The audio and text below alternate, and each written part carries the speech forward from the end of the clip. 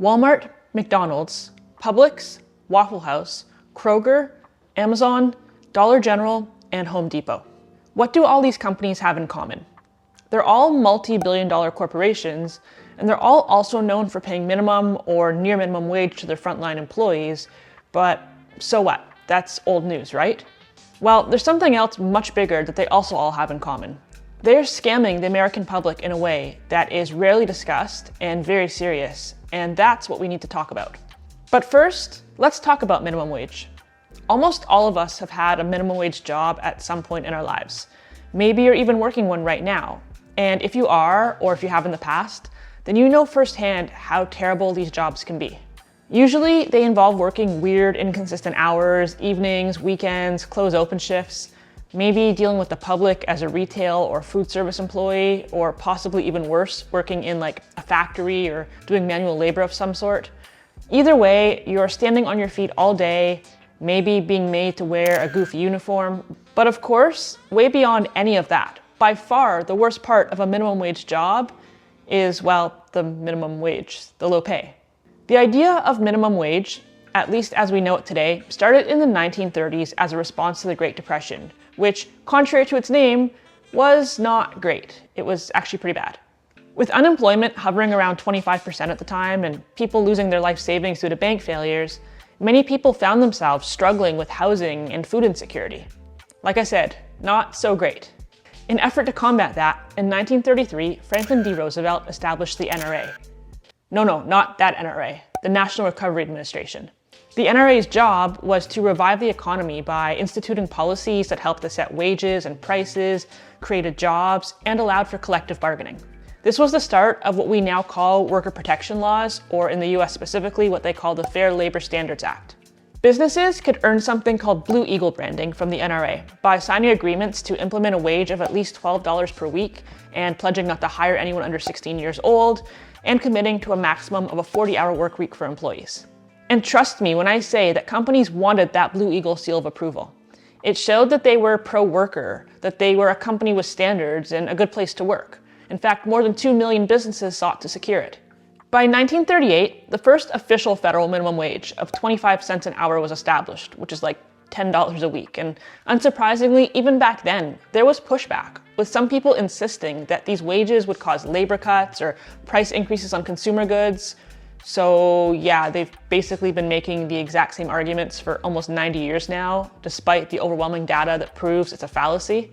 There's actually a report, you can read all about this. It's called Consider the Source, 100 Years of Broken Record Opposition to the Minimum Wage. I will leave a link to it down below. It's a really interesting read if you want to check it out. But today, the federal minimum wage in the US is still only $7.25 an hour. And it's been like that since 2009, which was 16 years ago. Jesus Christ. For reference, the federal minimum wage here in Canada is currently $17.75 an hour. And we have healthcare. But yeah, it's still not much to live on either way.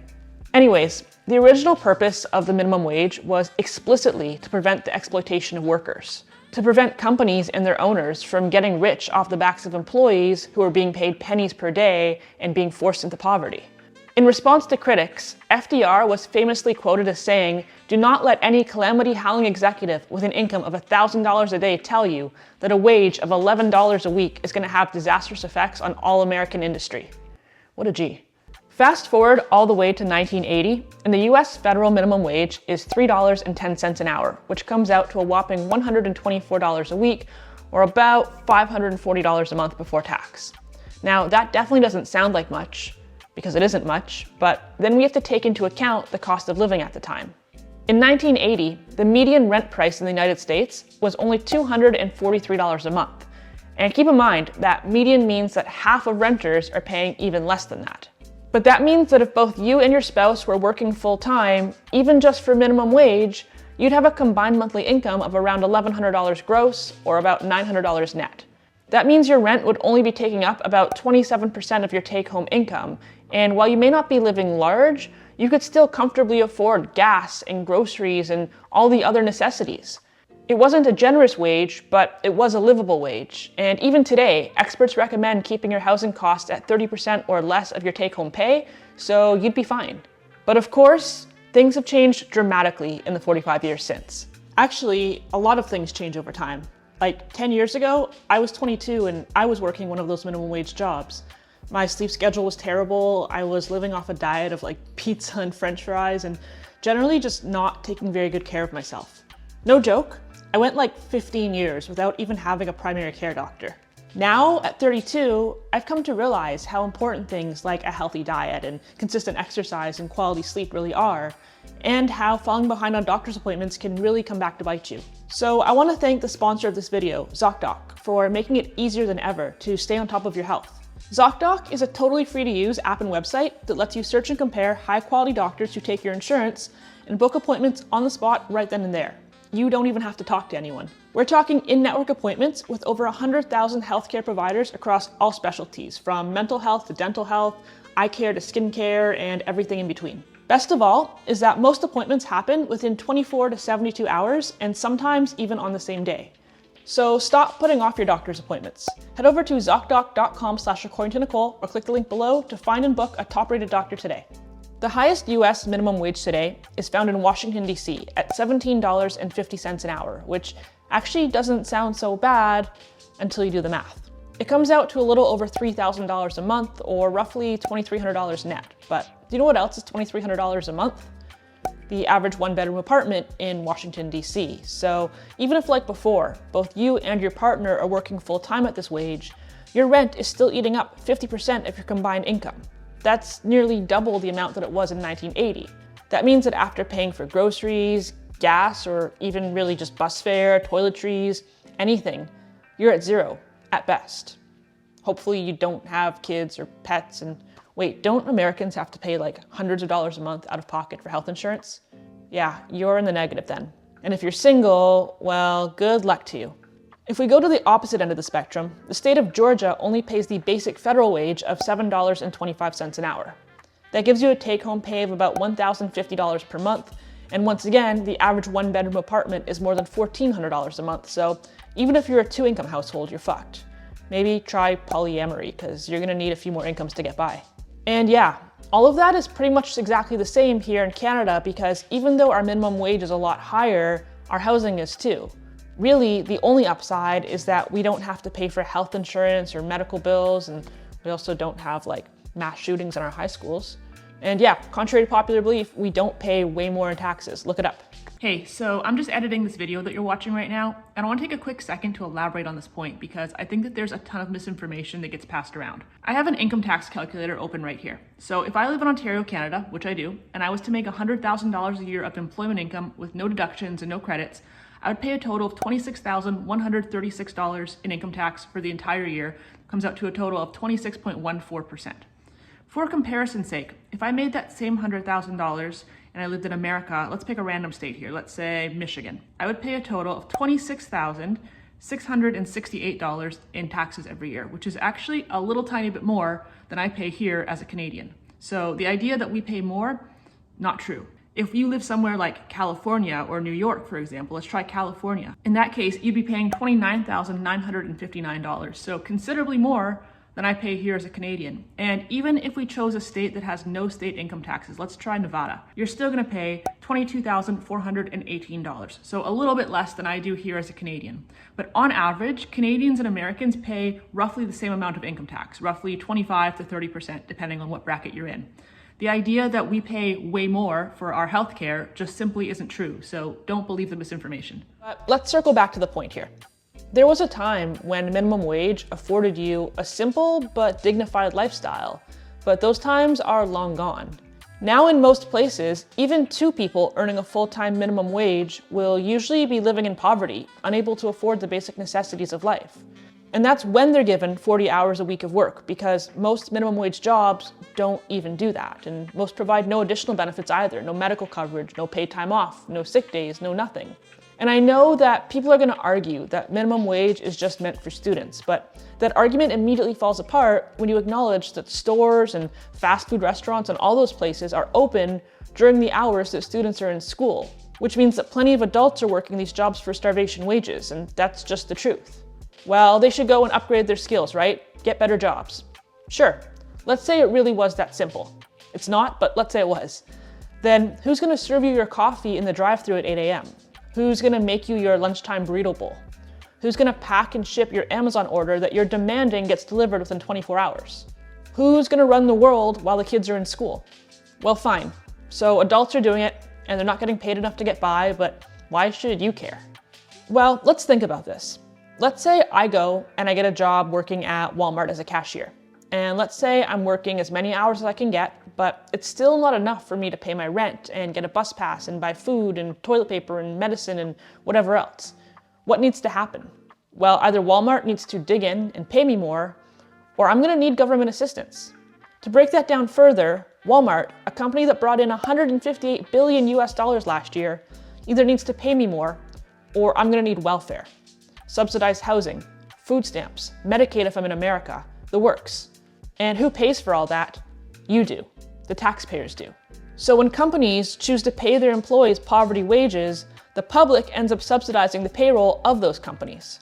Those 8 companies that I listed at the start of this video, Walmart, McDonald's, Publix, Waffle House, Kroger, Amazon, Dollar General, and Home Depot, they are, in order, the companies with the highest number of employees on government assistance.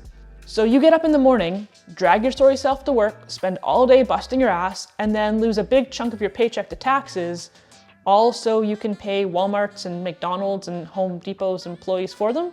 That honestly might be one of the most outrageous scams to ever exist in the history of ever. That would be like if I hired a company to, I don't know, let's say redo my roof. And I said, listen, I know you need $10,000 to do this job, but I'm only gonna pay you $2,000. And then you can go door to door and ask all my neighbors and see if they can come up with the other $8,000 for you.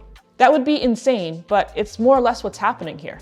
And it's interesting because one of the most common anti-immigration arguments that people make is that immigrants are gonna be reliant on social services, which is gonna cause taxes to increase, or it's gonna leave insufficient resources for current citizens. They took our jobs! Yeah, they took our jobs! They did! But for some reason, no one seems to care when massive corporations dip into those resources to pay their employees, simply so their CEOs and their shareholders can take home massive payouts. This is Doug McMillon, and he's the current CEO of Walmart, and he made $27 million last year. If hypothetically, he had his compensation cut in half, he'd still make $13.5 million per year and could redistribute the other $13.5 to his store-level employees, but why should he? He'd rather buy himself another mansion while you pay their rent instead. To be clear, I'm picking on Walmart just because they're low-hanging fruit, but this applies equally to every large corporation who pays minimum or near minimum wage. But wait, there's more. What generally happens when people don't make enough to cover their bills? They go into debt, right? Credit cards, payday loans, lines of credit, medical debt if they're in the US. And if you're someone who's in debt, not because of bad spending habits, but because you really, truly don't make enough to survive, you will likely never be able to pay off that debt. The interest will accumulate, the balance will increase, it'll go to collections, and eventually you might even have to declare bankruptcy. And what happens when people declare bankruptcy? Well, the creditors have to eat the debt. So like if I owed Visa $10,000 and then declared bankruptcy, Visa has to write off that loss of $10,000. But let's be real, big financial institutions never actually lose. So they recoup those losses in the form of fees passed on to everyone else. Higher interest fees, annual fees, cash advance fees, because we can fees. It's kind of like how your car insurance premiums go up if there are a lot of bad drivers in your neighborhood, even if you yourself have never had an accident. I think in North America, we tend to have a very narrow, kind of individualistic view of the world. Like, we see other people experiencing things, good or bad, and kind of just assume that it doesn't affect us, but it very much does. When you live in a society, whether or not you like it, to a certain extent, everyone is connected to everyone else. And so when companies deliberately choose to underpay their staff, it's the rest of us who are left picking up the slack. I'm totally in support of everyone having access to social services if they need them, by the way. There's no dispute there. I don't want anyone to be hungry or homeless. I just don't think that they should need them, all because their employers have simply chosen not to pay them enough. But what about small businesses? What about companies that don't generate billions of dollars a year and truly can't afford to pay higher wages? Well, as someone who has owned and operated 2 small businesses in my life so far, I am so glad you asked. Let me say this very clearly. If your business cannot afford to pay a living wage, your business cannot afford to hire staff. If your business cannot operate without additional employees, but you can't afford to pay them a living wage, your business is not a viable business. It is the peak of entitlement, truly insanity to believe that someone should live in poverty to support your desire to be a business owner. Story time, but about 2 years ago or so, I went through a period of time where I was really overwhelmed by all the work on my plate. I was running my other business full time, and I was starting to see this channel get some growth and show some potential, and I was basically like working all day long and then coming home and spending every evening and every weekend working on this channel, filming, scripting, editing videos, basically working like around the clock all the time. And I remember one point in particular when I was up until like 3 o'clock in the morning, I think it was, editing a video. And I was tired to the point of tears, and I realized that I needed help. Editing was taking me forever. I wasn't, and I'm still not very good at it. My computer wasn't powerful enough, and I was just hating every minute of it. So I thought, you know what? Let me just hire an editor. I figured if I could outsource that part of my work to someone who could do a better job than I could, and it could free up some of my time, it would be totally worth it, right? So I started searching, and I found that hiring a quality editor would cost me at least $200 per video. But at the time, I was only making like a few $100s per video, so it didn't make a lot of sense financially.